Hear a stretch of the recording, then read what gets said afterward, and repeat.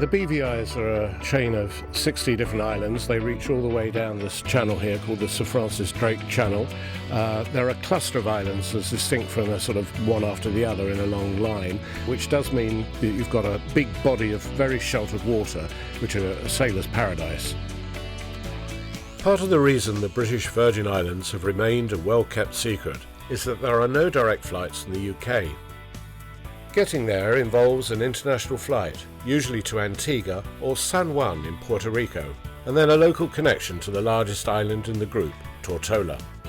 If you aren't staying on Tortola, you'll then usually be picked up by your hotel's water taxi from Trellis Bay, just a couple of minutes from the airport. The journey is rewarded by what is arguably the most stunning scenery and beaches that the Caribbean has to offer. What you really notice about the BVIs is the very relaxed pace. It's very easygoing. There are relatively few people. You might well find yourself on a beach entirely to yourself. It's very, very different from many Caribbean islands. The British Virgin Islands are of course renowned for sailing. With land always in sight, you can easily spend 2 weeks or more visiting different islands and anchorages every day.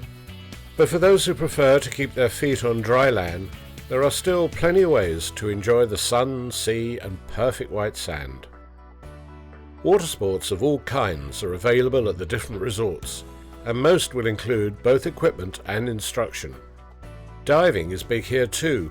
On Cooper Island, dive instructor Tom told me what divers can expect. The BVI is one of the top 10 dive destinations in the world. We've got some very healthy coral reefs. The BVI is also renowned for its wreck diving.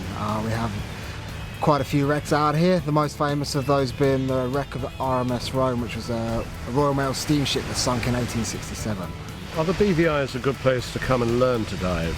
Yes, we offer Discover Scuba Diving, which is a beginner's course. It takes half a day and it's a chance for people to try out scuba diving and see if they like it. We often take people around to the wreck to experience it. They get to see the shallower part of it, so it's a great dive for them. Other activities include horse riding, cycling, or just exploring. Each of the islands has its own unique appeal, with wildlife, spectacular views, and natural attractions to visit. These are the famous baths of Virgin Gorda. As you can see, huge granite boulders, they're as big as clouds. You can walk all the way through past these wonderful grottos and natural jacuzzis. It's a fantastic site, it's a very popular site. If you come after all the cruise ship passengers have gone back to their ships, about 4 in the afternoon, and you can have it all to yourself.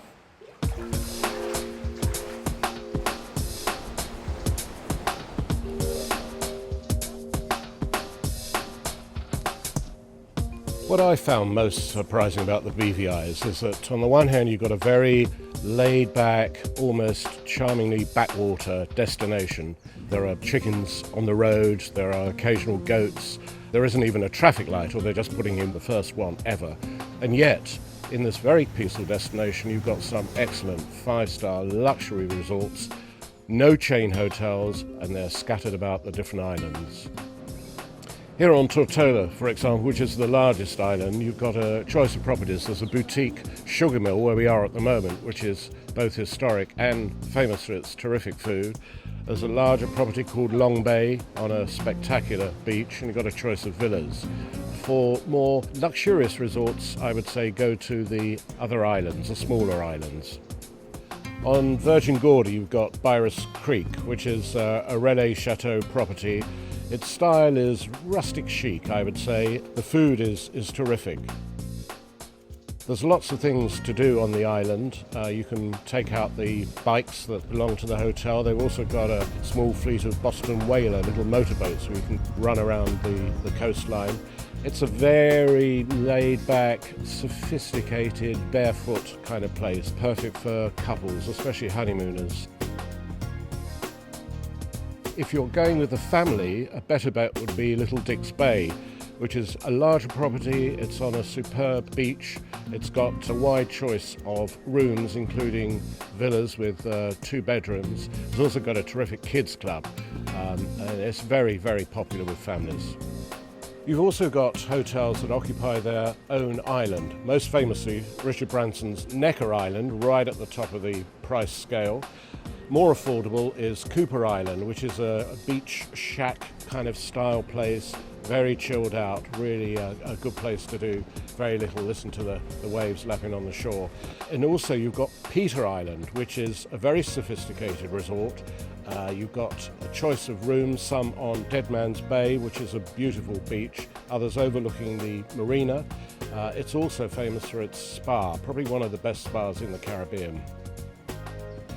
If I were coming for a holiday, I'd either, I think, combine 2 or 3 different islands, because not only the island's different, but the resorts themselves have very different character. Or, even better, I would stay in one resort for probably 5 nights and then go off on one of the resort's own crewed yachts, where you've got a skipper and a hostess treating you in great style as you just float about the different islands visiting these wonderful anchorages. They call these islands nature's little secrets, and with good reason. When you come to the BVIs, that slogan makes immediate sense. It's a perfect destination for people who love water, whether you are a sailor and want to go island hopping around, or if you're the sort of person who just likes being on a beach, totally by yourself, with the most perfect water to swim in. It works both ways.